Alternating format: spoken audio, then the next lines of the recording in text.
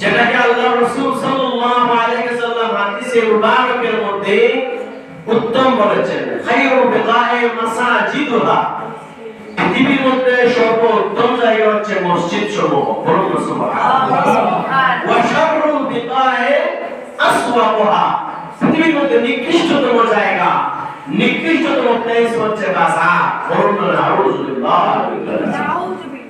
আমরা আল্লাহ পাক রব্বুল আলামিনের দরবারে কোটি কোটি অগণিত অজস্র শুকরিয়া আদায় করি যে রব্বুল আলামিন আমাদেরকে পৃথিবীর অসংখ্য বান্দা থেকে যাচাই বাছাই করে আল্লাহ তাআলার ইবাদত বندگির জন্য আল্লাহ রাব্বুল আলামিনের ঘর মসজিদের মধ্যে আমরা আসতে পেরেছি, এজন্য শুকরিয়া আদায় করি আলহামদুলিল্লাহ।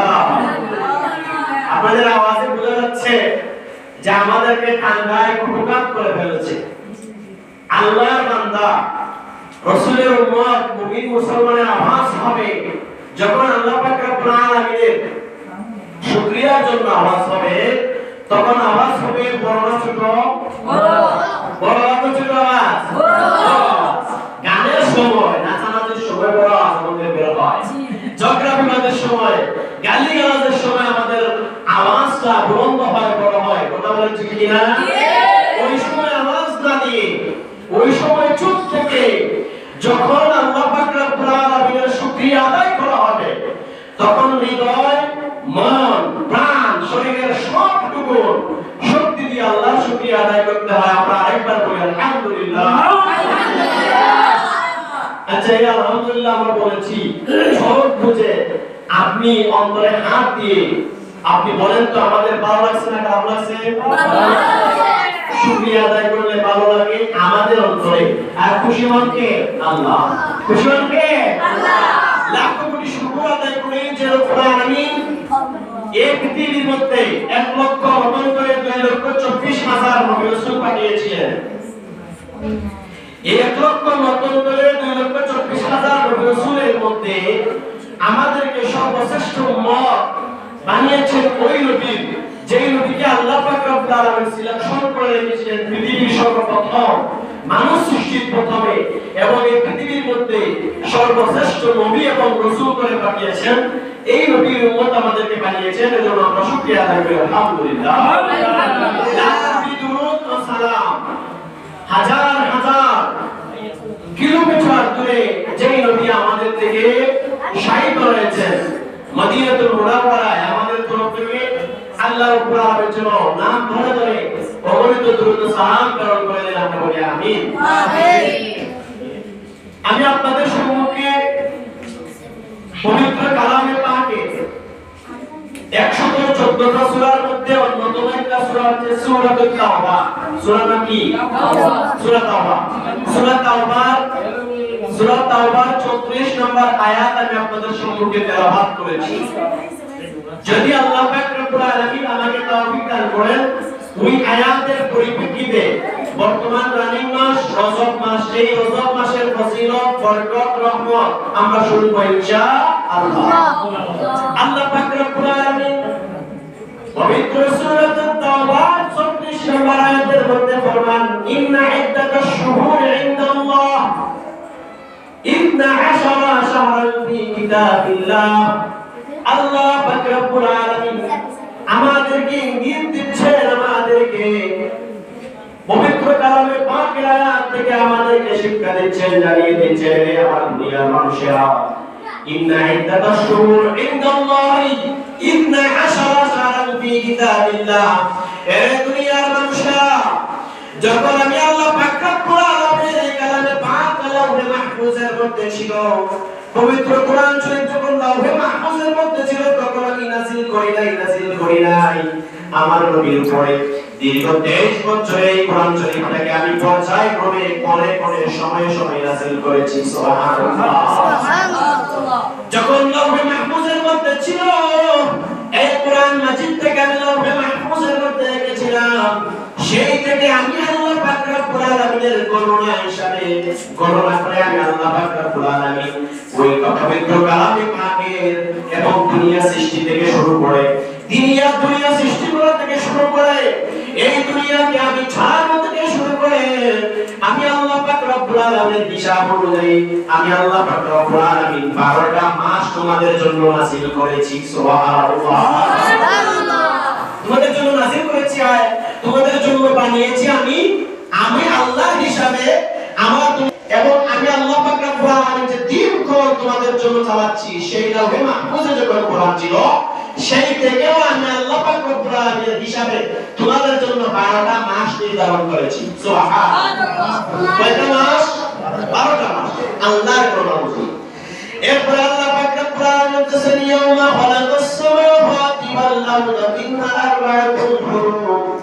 আমি আল্লাহ পাক রব্বুল আলামিন আসমান জমিন বানিয়েছি, আকাশ মণ্ডলী বানিয়েছি, তামাম জগৎ যখন বানিয়েছি, আমি আল্লাহ পাক রব্বুল আলামিন যখন এই পৃথিবীকে আমি চালাচ্ছি, পৃথিবীকে যখন আমি চালাবো, সেই থেকে আমি আল্লাহ পাক রব্বুল আলামিন গণনা করে তোমাদের জন্য পবিত্র কালামে পাকের মধ্যে 12টা মাস দিয়েছি। 12টা মাসের মধ্যে আল্লাহ পাক রব্বুল আলামিন বলতেছেন, আমিনহা আরবা'তুন হুরুম। এই 12টা মাস শুধু নাযিল করে শেষ নয়, তোমাদেরকে 12টা মাস দিয়ে শুধু শেষ নয়, তোমাদের জন্য এই 12টা মাস সমান নয়। 12টা মাসের মধ্যে আমি আল্লাহ পাক রব্বুল আলামিন তোমাদের জন্য মিনহা আরবা'তুন হুরুম, 4টা মাসকে আমি আল্লাহ হারাম করেছি, নিষেধ করেছি। বলুন সুবহানাল্লাহ। নিষেধ করেছি, নিষিদ্ধ করেছি, হারাম করেছি, মানে এই 4টা মাসের রহমত, বরকত, ফজিলত 12টা 8টা মাস বাকি 8টা মাসের চাইতে উত্তম করে দিয়েছি। সুবহানাল্লাহ, সুবহানাল্লাহ। তাহলে আল্লাহ হিসাবে মাস কয়টা? 12টা। কয়টা? তাহলে আমরা মাস আগে বের করছি না আল্লাহ বের করেছেন? আল্লাহ বের করেছেন। কবে? যখন কোরআন শরীফ লাউহে মাহফুজের মধ্যে ছিল। বলুন সুবহানাল্লাহ। আল্লাহ পাক রব্বুল আলামিন এই 4টা মাস আমরা কি জানি? আমরা কি মুখস্থ আছে? আমি আপনাদের যখন ওখানে আসার পূর্বে গতবার 1 বছর আগে আলোচনা আমি করেছিলাম, এই 12টা মাসের মধ্যে আল্লাহ পাক রব্বুল আলামিন 4টা মাসকে নিষিদ্ধ করেছেন। কেন নিষিদ্ধ করেছিলেন?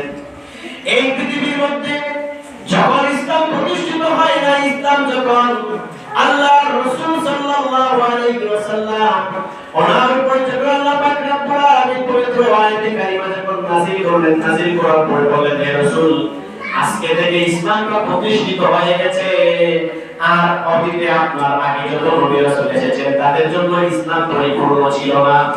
আল্লাহ পাক রব্বুল আলামিন যখন আমাদের নবীর জন্ম হয় নাই, এর আগ থেকেও পৃথিবীর মধ্যে সবচেয়ে খারাপ জাতি ছিল আইয়ামে জাহেলিয়াতের যুগে আরবের মানুষেরা।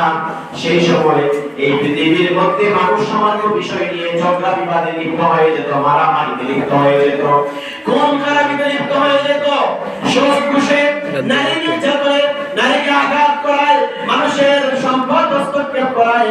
এই পৃথিবীর মধ্যে সবচেয়ে নিকৃষ্ট জাতি ছিল আইয়ামে জাহেলিয়াতের জাতি। বলুন নাউযুবিল্লাহ।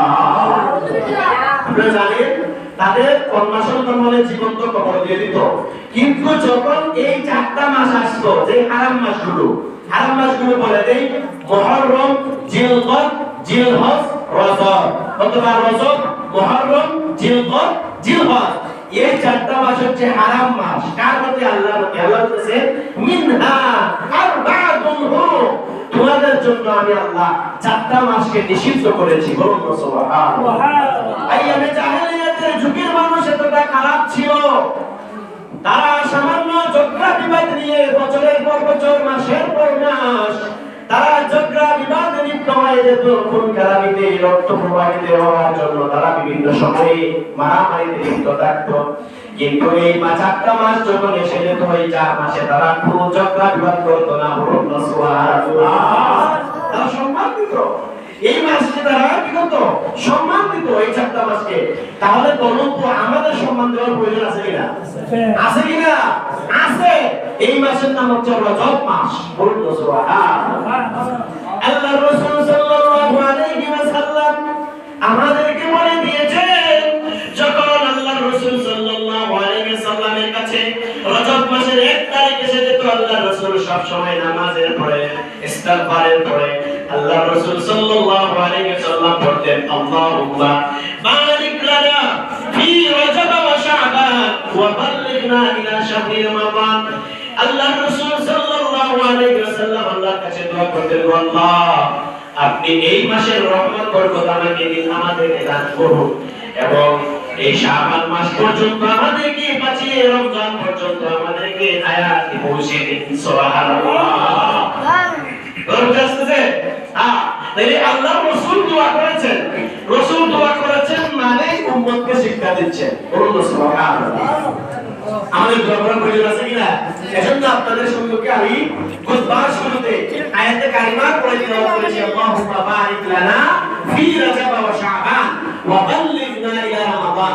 বলবেন যে মুখস্থ নাই, যারা ইন্টারনেট চালান, ইউটিউব চালান, টাচফোন চালান, দেখবেন আপনার টাচফোন চালাতে চালাতে হঠাৎ করে এসেছে বাংলায় লেখা রয়েছে আল্লাহুম্মা বারিক লানা, আল্লাহুম্মা বারিক লানা ফি রাজাব ওয়া শাবান ওয়া বাল্লিগনা ইলা রমাদান। বলুন সুবহানাল্লাহ।